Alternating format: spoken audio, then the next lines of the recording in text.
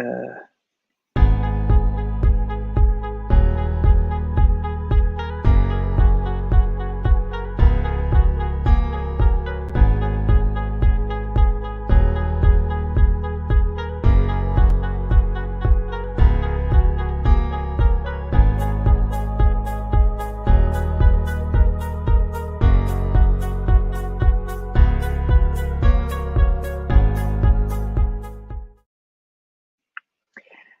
so guys, this is the second time I'm doing this. So actually, I forgot to click go live.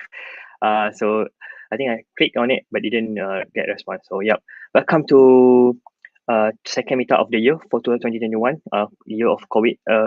And everyone like working remotely and slowly going to back to work. I believe so, and be safe.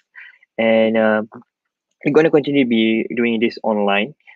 So I think you can just I think at least for another few months and until the vaccination get more people get vaccinated and like feel comfortable, and we probably do a physical meetup. Although now we are allowed to do physical meetup with a limited capacity and all that, but we need to follow SOP and strictly we're not going to do so. Uh, and other than that, but we're gonna take this opportunity like inviting speakers around the world, right? Last month we had a speaker from Singapore with talking about Swell.js, and this month we have tonight itself we have a speaker from UK, Kevin Lewis, will give a good interesting topic which is about singing and everything. Maybe you can ask him to sing as well. Who knows, right? He probably have a good voice. And feel free to keep the conversation going. If any questions, just feel free to drop in the comments. We will bring it up later on after the talk. And feel free casual, nothing serious.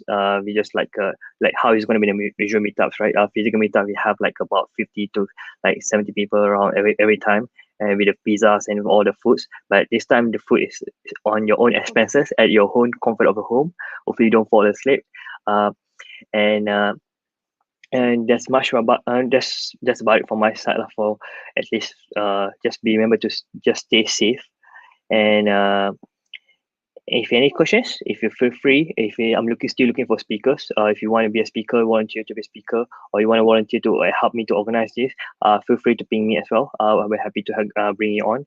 And if you are a company, you want to bring a sponsor or whatever, you have a plan, you want to like run through me and see whether we can work together or something, feel free to. I'll be happy to help you out as well. And other than that, and if talking about JavaScript is a very wide topic itself, right? Very wide programming language, and a lot of people are using JavaScript from mobile, for web, from data side as well. Some of them are using it everywhere, right? Literally. So what does interest you? What does you want to hear, right? As your user of a JavaScript, a fan of a JavaScript, using in daily jobs, and like probably you probably someone like looking forward to make a switch. Let me know. So or anyone in the admin group, or just feel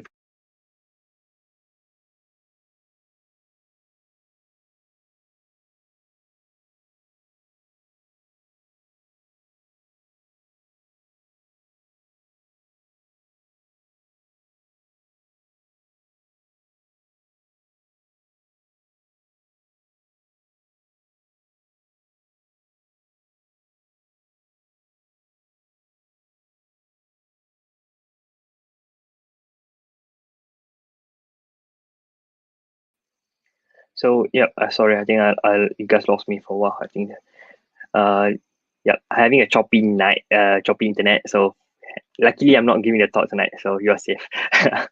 And anyway, so I was telling that if you want any interesting topic that you want us to give a talk, please let me know. Or you want to hear like Svelte.js or React.js, anything that you feel like you're supposed to talk about. If in Tailwind, we are open to it as well. Like I know a lot of people jump into the Tailwind CS, but you feel free if you want to hear, we can actually see something we worked out on that. Okay, so I think I've been talking and talking forever, so I'm going to bring the speaker in. I will let him to intro himself. Probably just remember to ask him later to make sure he sings. Since it's the entire topic is about singing and voting on that, right? So probably you want to let sing, and you guys want to vote on that as well, right? See how good is his singing, right? Okay, I'm gonna welcome him. So Kevin, how are you? Like, I'm pretty sure you're from UK, right? I am from the UK, and you've just Yeah. signed me up to sing, which is not what I intended to do. We'll see how I'm feeling by the end of the talk. Yeah, hopefully. I'm gonna let you introduce yourself and carry on with the talk. And I'm gonna bring the slide as well now, so you can see it on your right. So feel free. And if any questions, just feel free to call my name. I will just jump in straight away. So there you go, Kevin. Feel free to enjoy. And if you guys, audience, you have any questions, feel free to drop the comments. We will bring it up later for him to answer anything that you would like to hear. Or for me as well, any questions, just feel free to drop in. All right, all yours. Go ahead. Thanks, guys. Thank you very much, and thank you for having me. I completely agree with what you said, that while coronavirus has posed many, many issues, especially for event organizers like ourselves, it also provides a really excellent opportunity to broaden the reach of your meetups, both in terms of speakers and in terms of attendees. So yes, there is a silver lining. Today, we're going to be talking about the Eurovision Song Contest. And if you've not heard of it before, don't worry. This talk also includes an introduction to what it is for those of you who might not know. Before I get started, the obligatory introduction. Hello, my name is Kevin Lewis. I am based in the UK, and I am a developer advocate at a company called Vonage. Vonage is a cloud communication platform that lets developers integrate voice, video, and messaging into their applications using APIs and SDKs in a ton of different programming languages, including, of course, JavaScript. I'm also put my teeth in. I'm also the lead organizer of a conference series called You Got This, which is all about core or soft skills. So if you're interested in learning more about improving your CV, negotiation in performance reviews, how to kind of handle money and manage money the best way, and various other topics that you generally won't hear in other places. There are currently almost 50 talks available for free on the talk library at yougotthis.io. Now, today we're going to talk about the Eurovision Song Contest. And since 1956, nearly 200 million people per year watch this spectacle. And almost every country in Europe has competed at least once, and also a few that aren't in Europe. If you look at that fourth flag, that is certainly an Australian flag, which is certainly not in Europe, but they still take part in Eurovision. Now, the idea behind Eurovision is that countries submit an original, never heard before, 3-minute song. And at the end of the competition, the contestants, the participating countries, are kind of fighting to win this lovely glass trophy, and also the burden of hosting the following year's final. So this year in 2021, it will be held in the Netherlands after Duncan Lawrence won the Eurovision Song Contest in 2019 with his very pleasant song Arcade, which you'll get to hear a little bit of at the end of this talk. And just to note, it didn't happen last year, so the 2019 winning country will host it this year. So how does it actually work? There are 6 core countries each year that don't have to take part in any of the semi-finals. They're guaranteed a place in the final because they're the biggest financial contributors. Take from that whatever message you want. So France, Germany, Spain, Italy, and the UK automatically become part of the final, along with the country who's hosting. Could you imagine how much that would suck if you were hosting it at a huge cost and didn't even get through to the final? Anyway, that doesn't happen because they also make it through to the final. So every country puts forward an act with a original 3-minute song. And this song can be determined in a number of ways. Some countries just have a panel who pick an artist and they will represent the country. For some countries, they run a kind of domestic national song competition to determine their winner, which kind of takes this Eurovision season, so to speak, and extends it because they're still trying to determine their contestant. Now, I'm going to quickly show you some of the contestants of previous Eurovision Song Contests All of my examples are more contemporary Eurovision, I think 2005, 6 and later. But remember, this song competition first took place in the 1950s. So I'm going to play you some of the songs now. This is a real Eurovision Song Contest entry.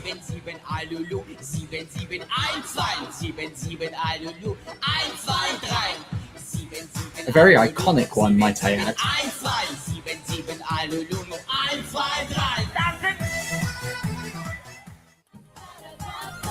This one was not one of the UK's finest, and in 2021 and in the age of coronavirus, this one didn't age well. No, we're certainly not doing that. Oh, you might recognize this if you're familiar with internet culture. That's the epic sax guy, and that did originate inside of the Eurovision Song Contest. They came back, actually, I think 2017, and it was a good follow-up song. So there's some Eurovision songs there, including the, yes, very much didn't age well UK entry from 2007. But what I want you to understand is a good Eurovision entry is campy, it's ridiculous, it might be funny, it's catchy for sure. And so this is how the finalists are determined. In the few days before the final, there are 2 semi-finals. Each one of those semi-finals will host half of the participating countries for that year, and each one will have 10 winners, which will make it through to the final. Put that together with the 6 core countries that are guaranteed a place, and you end up with a final broadcast across Europe with 26 acts watched by almost 200 million people. I mean, this is the live arena in one of the recent years. So all 26 acts will deliver their roughly 3-minute song, and it is a lot of fun.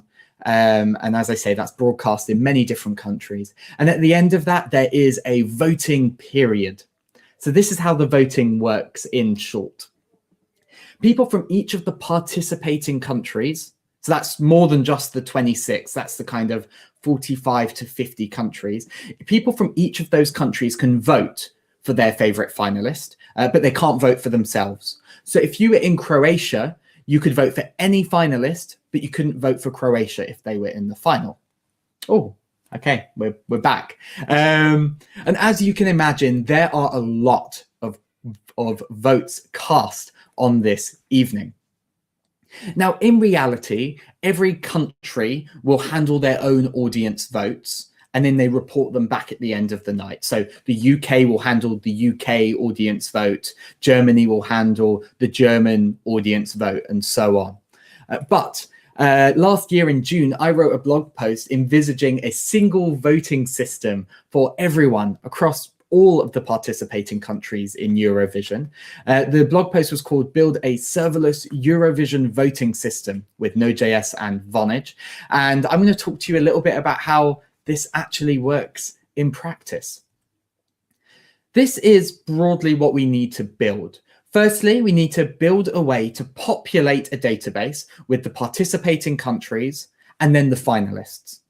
The finalists are determined, I think, generally on the Thursday night. I think semi-final 1 is generally on the Tuesday, semi-final 2 on the Thursday, and then the final is on the Saturday night. So we need a way to populate the finalists. Then we need to build a way to accept and validate the audience votes from all of the participating countries.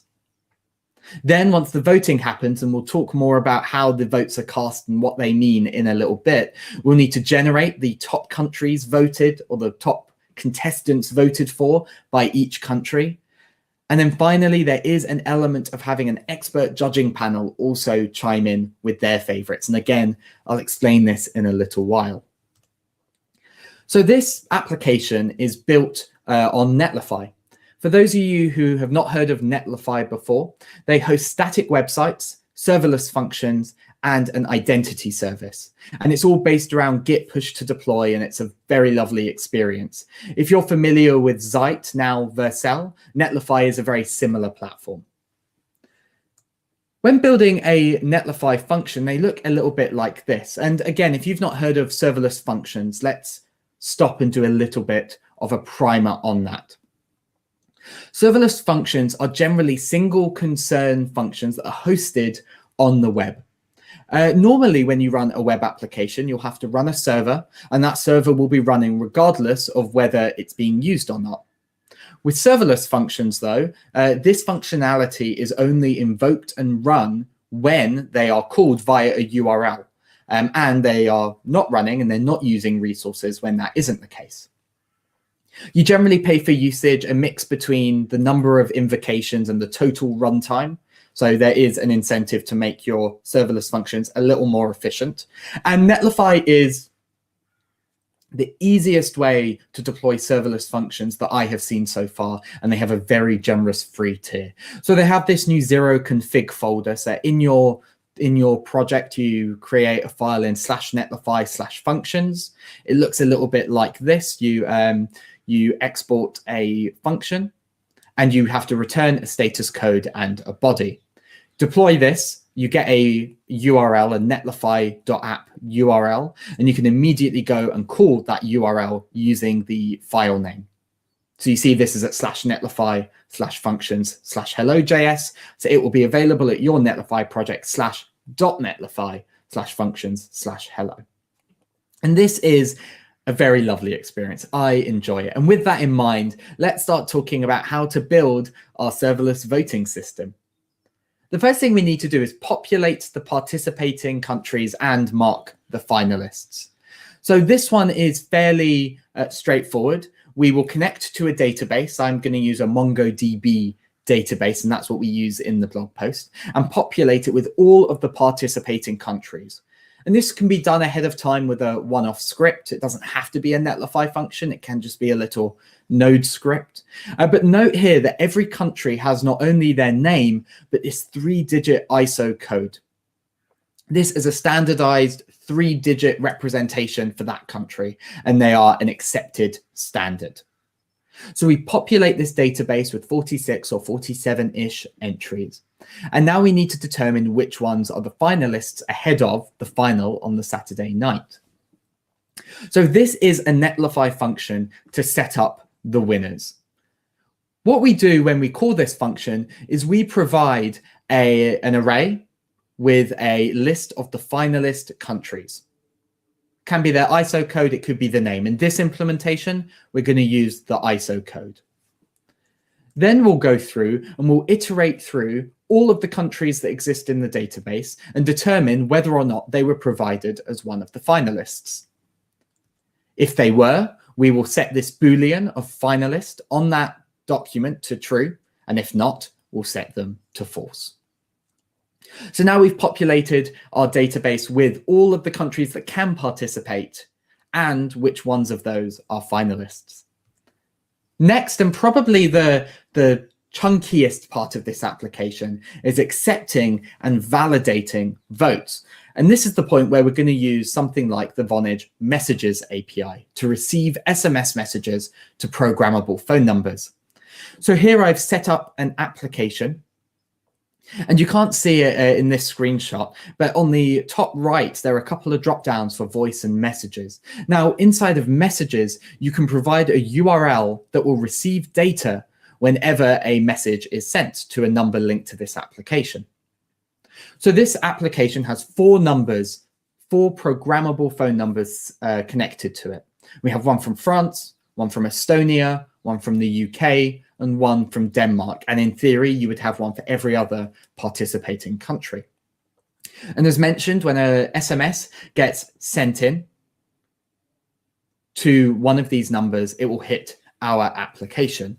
So we have to provide a URL. And let's assume that that URL will run a Netlify function that looks like this.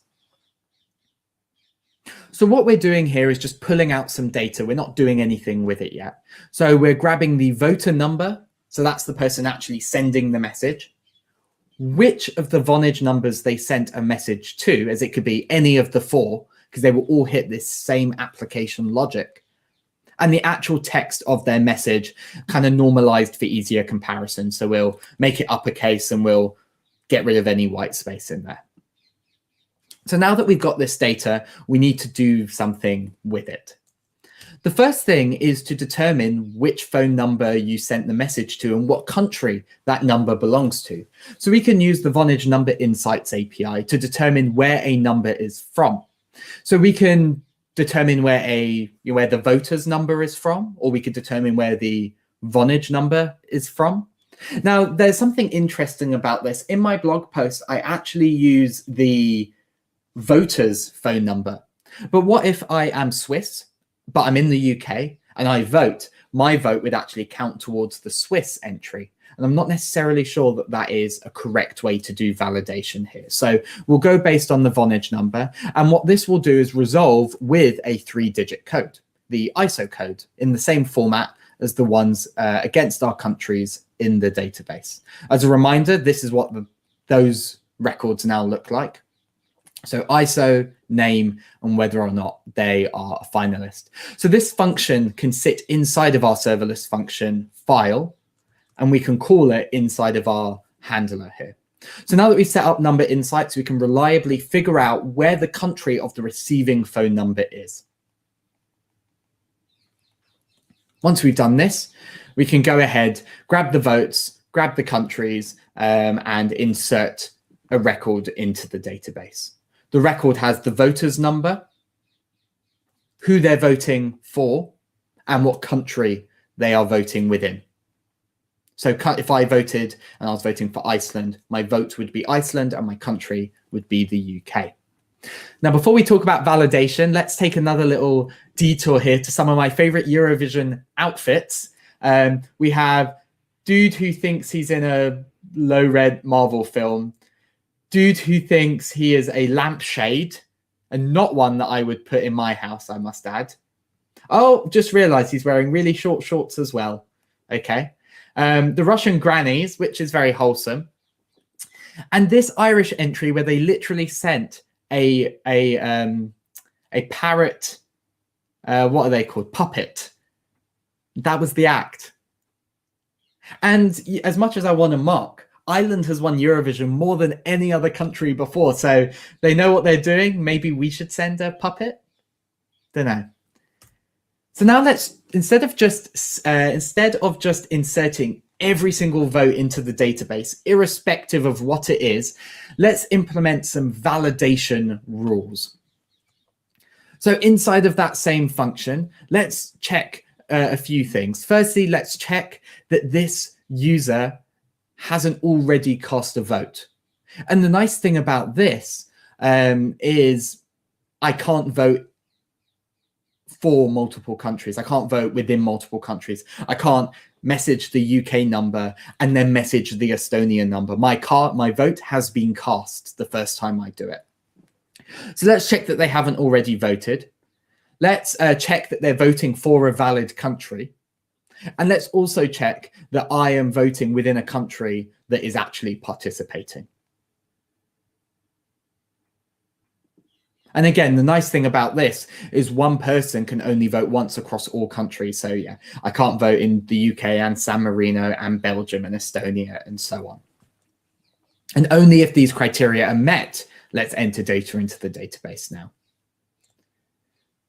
So just to recap, our application gets data. Our user sends a message into one of the Vonage programmable phone numbers. That sends the data to our application. We check the country of the number that has received the message. We check it against the validation criteria. And if valid, we enter that vote into a database. Now, this process takes a little while and what feels like an age later. And what I mean by this is Eurovision might start at about 7 p.m. And at this point, we're at, I don't know, 10, 11 p.m. in the UK. And later, of course, depending where you are in Europe. So what seems like an age later, it is time to reveal the results. Now, let's talk about how the results are actually worked out inside of Eurovision. Every single country tallies up all of their votes.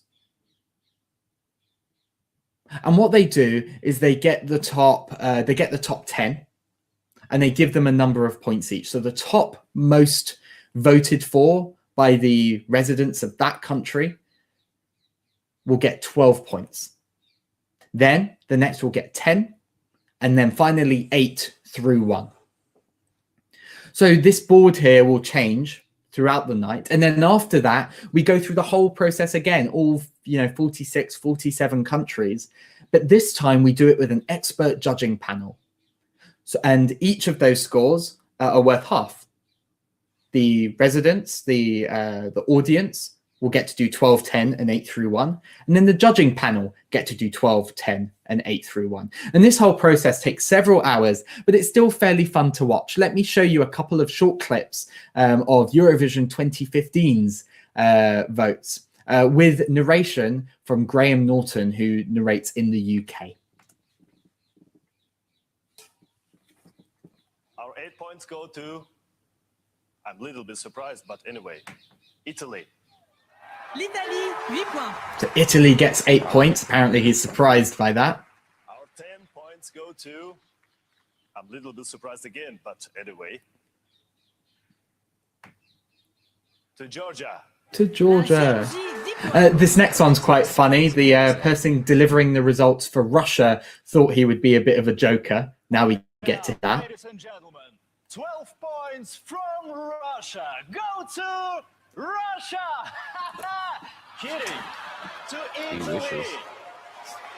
Yeah, that could go well. And yeah, you get the cutaways to the performers and their kind of posse. And yeah, and so we go around and we do this for every country, and then we do it a second time. And it's amazing how quickly people move around the board. What you will notice is the UK is right down there at the the very bottom, and that is a common trend.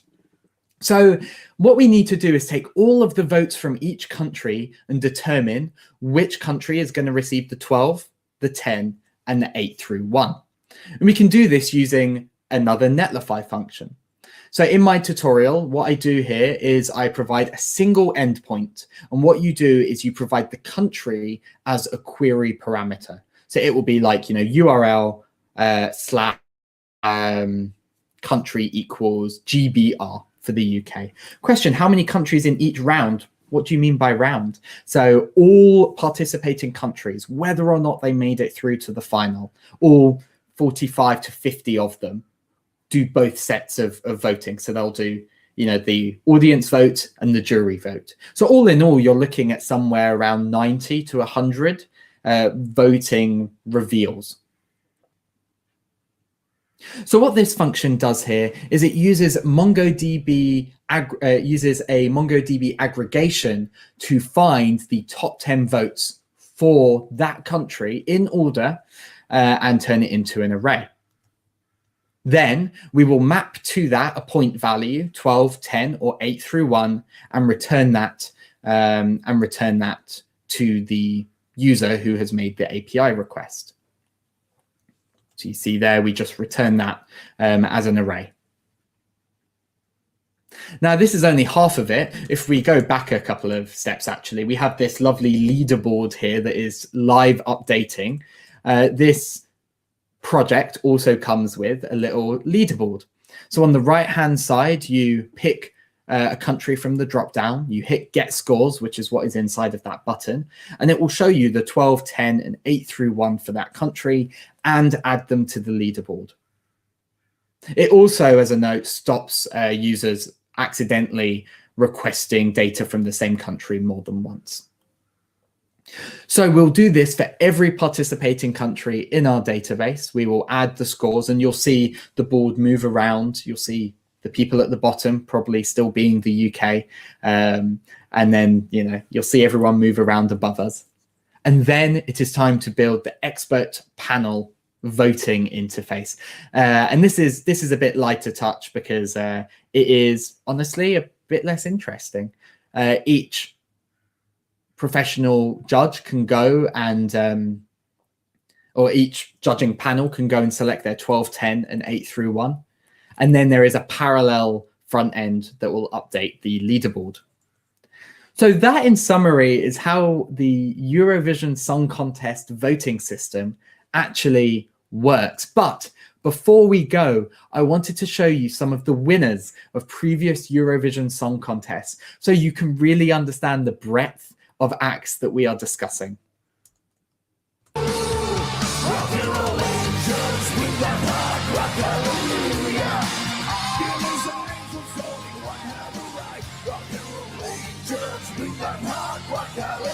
Their album isn't bad, actually, if you're into this.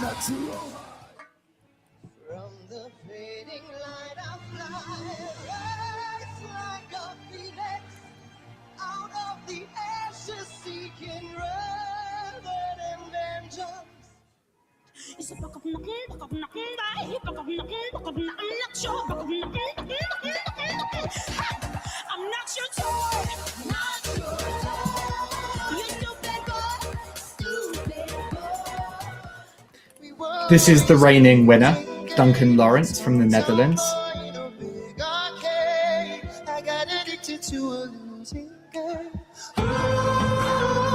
And while the contest didn't happen in 2020 and therefore there weren't any winners, I did also want to share with you, finally, who I think should have won the Eurovision Song Contest 2020. And I could never let you go. Baby, I can't wait to know. What do you think about things? Believe it, I will always be there. Oh, they're so nerdy. I love them. It's such a good song. And yes, they are made up instruments. Oh, and just as a note, you're not allowed to play live instruments on stage. So Epic Sax Guy playing the sax flawlessly and becoming kind of an internet meme. Yeah, that wasn't being played live. He was just very good at syncing to the track. Now, this year's Eurovision Song Contest final is on the 22nd of May, 2021.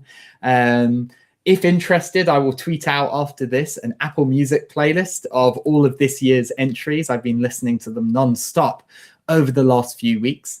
And yeah, if you have any questions or you want to learn more, I would love to have a chat with you on Twitter. Thank you so much for having fun with me and understanding a bit more about Eurovision. And hopefully this year you will find some time to watch it. Thank you. You're muted. Yeah, I just saw. All right. Thank you so much, Kevin. It was so very entertaining. I think exciting on the Wednesday night with the interest with the Eurovision and everything, and a good talk as well. So we have a couple of questions in that I'm gonna pick. So let me pick the first one, right? Maybe I should ask this one. Oh yes, no. I will politely decline. All right. Since we follow democracy, so you're all up to you. All right. So, someone Benjamin have a question of like how many countries in each round? Yeah, so I answered this as we were going. So there is about 46, 47 countries that are currently taking part each year. Half of them, and I think it's randomly assigned, take part in each semi-final. Then the finalists, the 26, take part in the final. Then when it comes time to voting and revealing the winners, every participating country, even if they got knocked out in a semi-final, goes through the audience vote and reveal, and then the jury vote and reveal. So all in, you're looking at about 90 score reveals between the audience vote and the jury. So yeah, it's quite a long evening, but it's fun to grab some takeout with friends, have some drinks, and just enjoy it. Yep. I think we have a couple of like singing competition in Malaysia as well, like a famous one.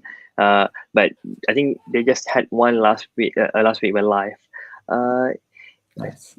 Yep. Let me go with this one. Like, how much research went into deciding this clip? This question is same as what I had as well, so I'm pretty sure you had enjoyed doing this slide tonight. Yeah, hello, colleague. I have spent a suitable amount of my salaried work time creating this talk, a suitable amount. In reality, I kind of knew what I wanted to show, so not too much, thankfully. But hopefully you enjoyed seeing some Eurovision clips. Okay. All right. Okay, so now we had run out of questions. I think if you guys still have questions, just feel free to drop in the comments and I will just bring it up. So back to the question that I have, right? voting system is like one of the like important or crucial part of any event, like especially like some event like Eurovision, which is like huge, and the viewers are like a lot, right? So in Malaysia, when we started with the singing competition, how we voted was through SMS. So people will start voting in SMS and like, okay, you win. And I don't know how they do it in the real, probably counting the number of SMS like based on the keyword. So in this system, like we have like very crucial. What is you think is the very crucial part of this voting system here? That if you don't, it's actually holding the entire system all together, the backbone of this. Like, yeah, I mean. Yeah, so just as a note, for Eurovision, you can vote by sending an SMS message, which is how we're doing it in this project. You can do it by calling, I think, and you can also do it via their app. So you get one vote in the app and you can do it there. So they're the different ways to do it. So what I would say for this application is there are these 4 parts that need to be built, and all are important. The voting system, actually accepting and validating votes, is the most important. And I think that's the key, is the validation of votes is the most important thing. Making sure people can't vote more than once, cast an invalid vote. The nature of serverless applications means that it is inherently scalable. So that is a little, that's a concern taken off your plate a little bit by the nature of serverless, is the scalability. Yep, agree. It's even like serverless is like pretty much based on the number of calls and events.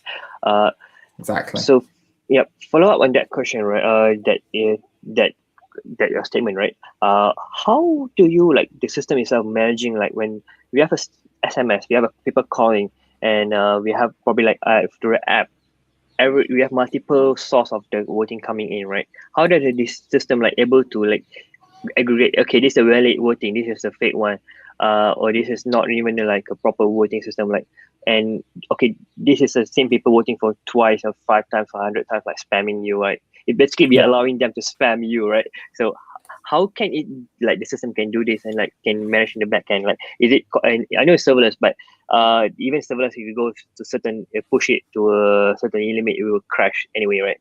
So you have in theory, I mean, I would imagine the bottleneck might actually be number of concurrent database read writes.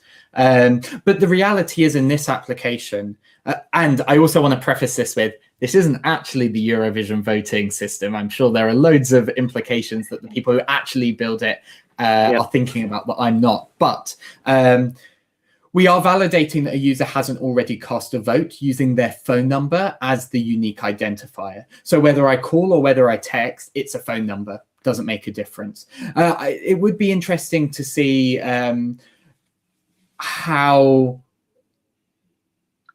you can stop duplicated votes between instances where you have this unique identifier, a call, a text, and an app vote. And you may well allow someone to submit 2 votes, one through an app, one through a call or a text, but that isn't a spammable amount. Like, you can do it twice.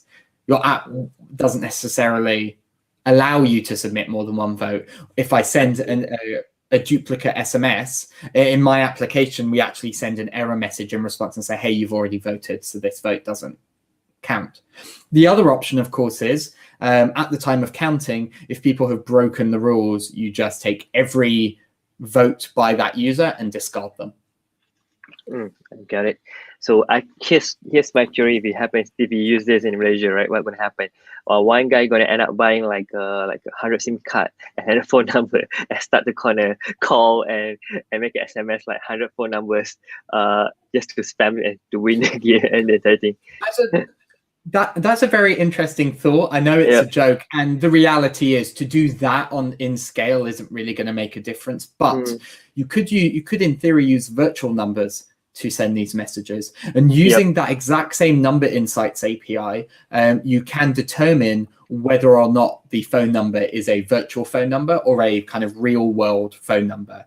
And you could, in theory, reject votes from programmable phone numbers, meaning your ability to script that is gone. I agree. Otherwise, I just buy multiple numbers from Tulio and just gonna start from the dashboard of the Tulio, like start stemming the voting, right? Okay. We have one more question, right? So Benjamin again, he's asking us, basically you, what lessons can we learn from Eurovision for hosting a hybrid in-person and virtual events? So I think it's a very good question, right? Yeah. Go ahead. Come ask me after the 22nd of May. I'm not quite sure how it's going to be structured. It was ultimately cancelled last year, and I think that was a great shame, given that almost every country didn't just submit a song, but they submitted a music video.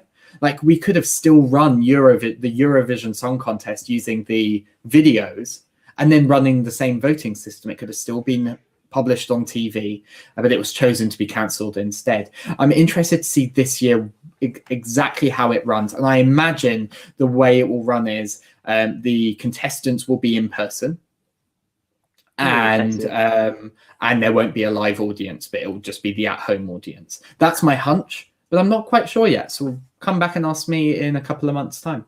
Sure, we will invite you again. So, follow up that, right? Like, how many requests do you think, like, the maximum RPS that request per second does this voting system able to take? I tried to find the answer and I couldn't find it. I don't know. But consider almost 200 million people are watching live. Probably, I don't know. My hunch says if you go with the general community rule of kind of 99.1, you're probably looking, 99.1, probably looking at about 10% of that audience are participating in the vote. So that's still 20 million votes, or I think a couple of years ago it was 180 million viewers, so 18 million votes. So you're talking about a lot. Remember, though, that in the real, every country handles their own voting independently, and then they report it back in that, revealing the votes portion. But that's a ton. That's a ton of traffic. Yep. So, but on your side, this is serverless, and I'm assuming because of that itself, it allows to take that much of load, architecture-wise. But do you think? But you guys not doing the like segregating it based on and compiling later on, right? You just like instantly the word thing itself based on what you showed earlier.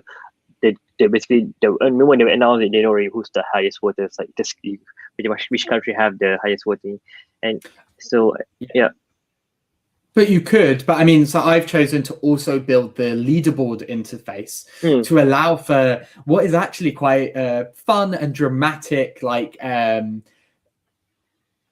presentation of the votes. But you're right, I could build a single endpoint that immediately goes, boom, there's your winner, the end.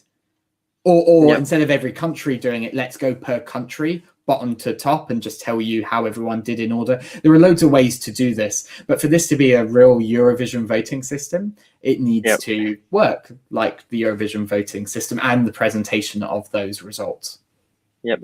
That's what I'm quite impressed with that. I think, and I think we pretty much any more questions? Like CGI audience. So Benjamin have another one. Yeah. My gut tells me that's going to be worse than just not having one at all. But let's see. I agree with that. Like CGI is like so weird watching people in like CGI audience, right? Especially with, like, for example, you're watching football with a CGI audience. That itself like weird. Like, I mean, I have another question, right? Like, since we are talking about voting here, and like a lot of countries was like having an election during the COVID time, and some were actually wanted to go online, exploring the idea of online everything. What do you think about like voting online, like a country, basically an entire country, people go and vote online? I know Estonia does it. Yeah. How about wow. We started with song contest, now we've gone to full-on democracy. Yep. In premise, I think it's great. In practice, I think it's terrible.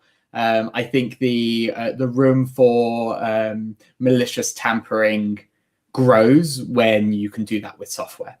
The reality is, if votes are miscounted in person, that might happen in one counting hall or for a subset of the audience, or just the votes that one counter votes. When you're doing that in a digital form, that is tough. It's also tough to potentially realize that it's happened until it's too late. So in premise, I like the idea of online voting. In practice, I think that it is it's not sensible. I understand. got it. I mean, it's not even secure. Basically, you're saying, right? Yep, got it. And looking at your profile, right, you also been organizing a couple of events in podcasting. Like, what do you talk about? Like, basically, you got this basically organizer, right? Maybe you can tell us more about it. You got this, like, what this network? How do you organize this? Especially like now we are in the COVID situation. Like, I assume this is physical meetups and events, or is it like an online meetups, right? Okay, maybe you can tell us like how do you, because I know a lot in Southeast Asia we try to do a lot of events and meetups, but sometimes sometimes it works, sometimes it doesn't work. Depends on the speaker, what kind of topic we have, what the audience wants, and especially when it comes to Asian side, the audience are very quiet. They won't give you feedback, so you literally need to poke and try to figure out what they actually want. So yeah. I want to say that I think we're starting to venture off the track of Eurovision voting systems, but I will give you a summary. You got this started as a annual physical event that's happened a few times. Then a friend of mine wanted to run an event like it in New York, which is great. And at that point, it kind of became a network of events. Then COVID happened. Since then, we've brought on 2 more events, one in Poland, one in Germany. But those events, no, that's not true. The Polish one was an in-person event before it became part of our network. But for as long as it's been inside of the You Got This umbrella, it's been online. And the one based out of Germany has always been online. So, and also they have slightly different formats. The one in Germany is what do they call it? An open room. I forgot what they call it, but it's basically conversation space. Around topics rather than content being delivered. So we have a range of different events with different modalities, different formats that work for different people. And so people can find what works for them. But now, as of today, it's all happening online. I very much think that You Got This has 2 main goals. One is around bringing people together and giving them the space to talk about core skills. And the other is to deliver valuable content. And I don't think the networking side of online events is very strong. I don't think anyone's worked it out. And I also think people are fatigued by being in front of their screen for so many hours per day. So while it's online, my goal of You Got This is all about the content. And we can come back to the networking in a couple of years. We can build those spaces again. But for now, it's all about building a library of resources available for free. Agree. So I'm pretty much run out of questions, so that's why I had a lot of question on that. So do you have any question for me? Like I think the audience don't have much questions anymore. So you have any questions? I think I'm all good. Thank you so much for having me. It's been really lovely, and I'm really happy I got to try out this new talk. Yeah, thank you. Yeah, sure. No worries. Like, I actually enjoy your talk tonight, and I'm pretty sure whoever watching this after recorded one, like, they're gonna enjoy it. Like, pretty much like, hey, I missed this. So if they want to reach out, I think they can reach out through your Twitter handle itself, right? Yep, there is it. It's your name there. A_PHZN. So whoever can read, there you go. Oh no, that's an @ symbol. That's an @, so it's just _ PHZN. Okay, _ at PHZN. All right, so there you go, guys. And if you anything you want to Vonage yourself, like how on Vonage. I lost you. I did not catch that.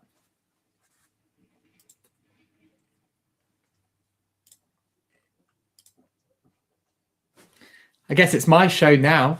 If you're interested in communication APIs, come over to developer.vonage.com, find out more about us there. We have APIs for SMS, Facebook, WhatsApp, for phone calls and video and 2-factor authentication. You can come over and enjoy that. But I think we're lost. Tell me about Vonage. Yes, that's what I was doing. This is brilliant. So yeah, it's just me now. Hello, everyone. Hope you've had a wonderful day so far.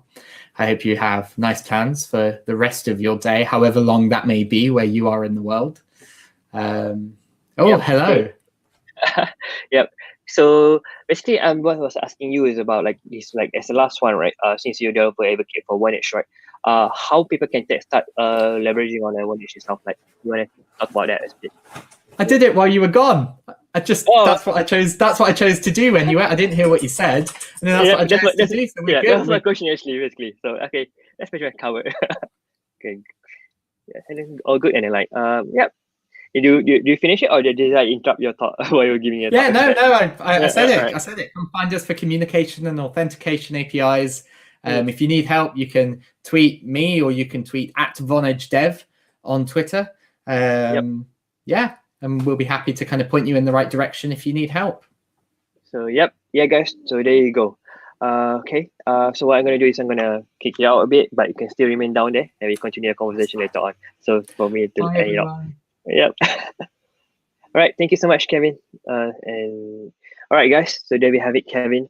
He's from UK, talking about voting Eurovision voting system. Like, it's quite impressive how they do it, and like how easy it is to integrate with JavaScript and stuff like that. And if you have any questions, like feel free to drop in the comments or find him and ping him. If you have any question for me, prefer to find me as well. Ping me in Messenger or wherever. I mean, you can find me, right? Pretty much you can search for me anyway, right? If you have any feedback for tonight's event or on future events as well, feel free to let us know. And we are always looking for speakers as well. So let us know as well. If you have interesting topic, interesting thing that you found out in work, or while on you as a hobby, you want to come and share to the audience, like so more people can like discuss or have a conversation or look into it. Feel free to reach out and be safe. Hopefully things improve and we can pretty much go back to normal and have a physical meetup with the pizzas, free pizzas as always for every single meetup, right? And thank you so much, guys, for joining tonight. All right, see you. Bye.